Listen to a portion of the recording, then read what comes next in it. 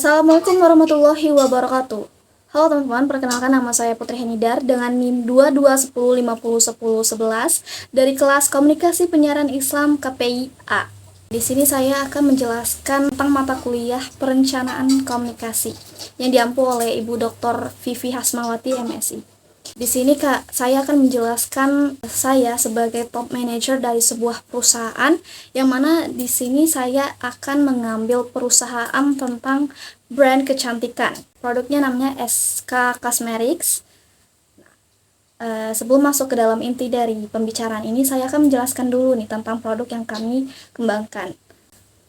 Jadi SK Cosmetics ini adalah sebuah brand lokal dari Indonesia yang didirikan oleh pengusaha muda Cindy Angelina bersama teman-temannya. Mereka memulai bisnis dengan tujuan menciptakan produk kecantikan yang vegan dan cruelty free dengan memberikan kualitas dan jaminan produk bebas dari kandungan turunan hewani. Adapun kebijakan kami yaitu kebijakan utama yang mencerminkan nilai-nilai dan tujuan perusahaan. Salah satu diantaranya yaitu mereka mengembangkan produk yang sesuai dengan kulit Asia dan lokal, serta menyediakan produk yang dibutuhkan pelanggan. Kami mengedepankan kualitas produk sehingga pelayanan customer service yang selalu kami kedepankan. Nah, selanjutnya yaitu visi misi dari our company, yang mana visi ini yaitu menjadi brand yang berkontribusi pada kebutuhan kaum wanita yang ingin tampil dengan kualitas terbaik. Kami telah mengembangkan produk yang beragam termasuk concealer, lip tint, blush on, cushion, dan memiliki toko yang futuristik dan juga glamour.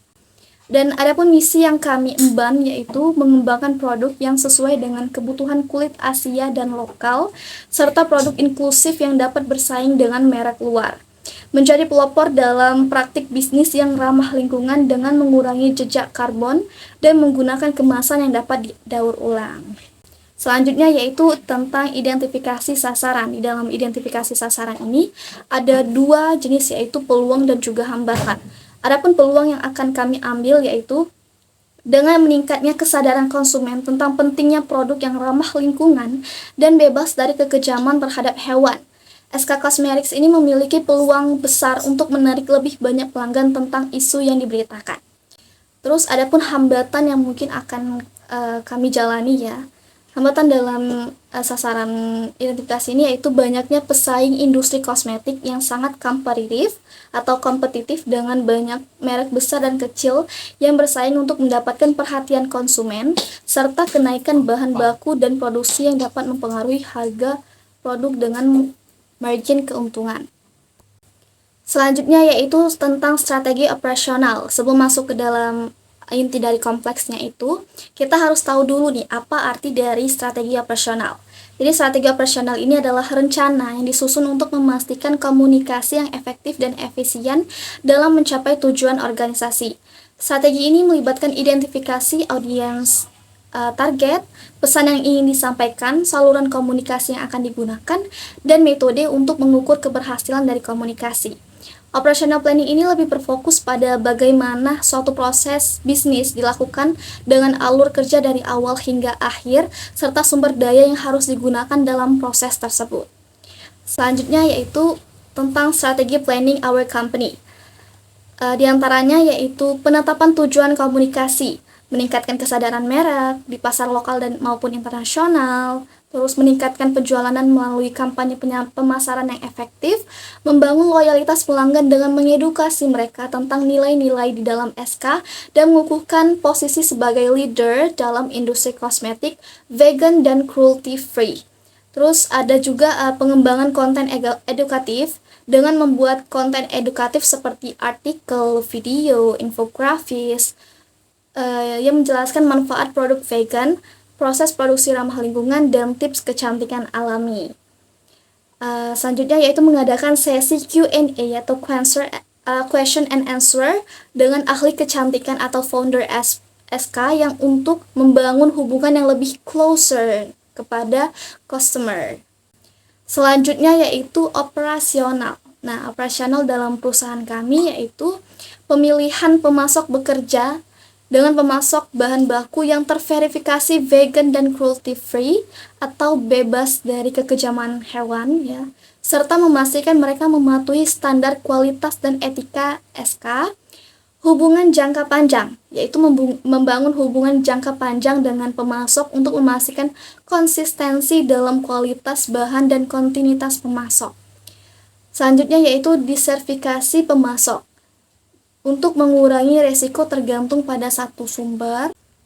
Selanjutnya yaitu menyediakan program pelatihan berkala bagi karyawan untuk meningkatkan keterampilan dan pengetahuan mereka, kesejahteraan karyawan dengan memberikan lingkungan kerja yang sehat, dan mendukung kesejahteraan karyawan dengan manfaat kesehatan dan program dari kesejahteraan. Yang terakhir yaitu keterlibatan dalam karyawan, mendorong keterlibatan karyawan dengan melibatkan mereka dalam proses pengambilan keputusan dan pengembangan produk. Gitu. Nah, terus selanjutnya yaitu bagaimana cara kami mempromosikan produk. Cara SK Kosmetik memperkenalkan produk mereka yang paling sering itu dengan memanfaatkan fitur iklan Instagram atau dari platform-platform lainnya, serta bekerja sama dengan KOL atau Key of Leader, atau bisa juga dikatakan influencer beauty ya, untuk mempromosikan produk serta menginformasikan bahwa adanya mungkin diskon di e-commerce kami, terus adanya collaboration yang baru gitu. Terus selain berkolaborasi dengan KOL atau Key of Leader tadi, SK juga berkolaborasi dengan salah satu figur animasi nih, yaitu Wonder Woman ya, yang identik dengan wanita. Ini semua dilakukan untuk mendapatkan attention dari customer, karena SK hanya berfokus pada keunggulan produknya aja gitu. Dan yang terakhir kita masuk ke dalam soft problem atau permasalahan yang harus dijalankan dengan ready ya dalam sebuah perusahaan brand. Perusahaan SK Kosmetik itu harus mempertahankan brand image yang positif dengan berfokus pada produk green dan promosi yang efektif. Our company itu harus memperhatikan kebijakan privacy pelanggan dan memastikan bahwa information personal atau informasi pribadi pelanggan itu aman ya. Selain itu, perusahaan harus memahami perilaku konsumen dan meningkatkan brand equity untuk meningkatkan loyalitas dari customer ya.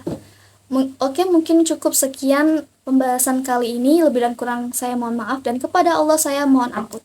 Wabillahi taufik wal hidayah. Wassalamualaikum warahmatullahi wabarakatuh. Bye bye.